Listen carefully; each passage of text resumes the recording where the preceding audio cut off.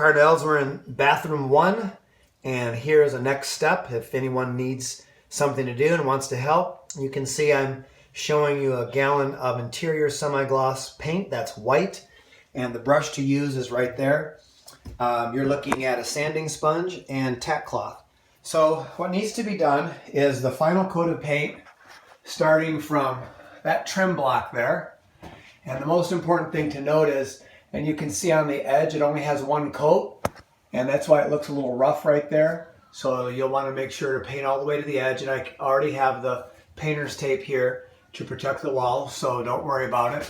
You can also overpaint down onto the Durarock, not a problem. You can see in my first coat I already overlapped and did that. So you're just going to want to take the paint all the way around the edge,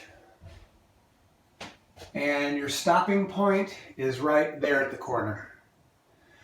You do not need to paint down into here. I mean, you can overlap, but don't get down into here, whatever, and risk getting it on the wall, because that's already got a couple coats, that small trim piece.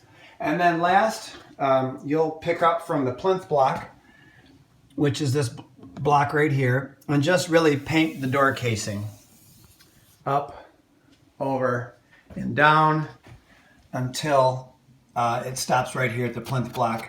Again, don't worry about much of this because that's going to get all that's going to be tiled. You notice I showed you a sanding block, and the reason for that is when you glide your hand across first, if you feel any paint spots or anything, I don't really feel much of anything. It can never hurt to just lightly, and I mean lightly, just glide the sanding block over your surface first. And then when you're done with that, you take your tack cloth and you just give it a nice wipe. You can even kind of see a rough area right there. This was patched, and the reason why you see it like this is it only has one coat of paint. So you can especially tell that will need another coat of paint. Now you might think, well, how about I just paint this? No, you want to paint the whole casing, or else you'll see when the paint dries your lap lines. So if you have any questions, let me know.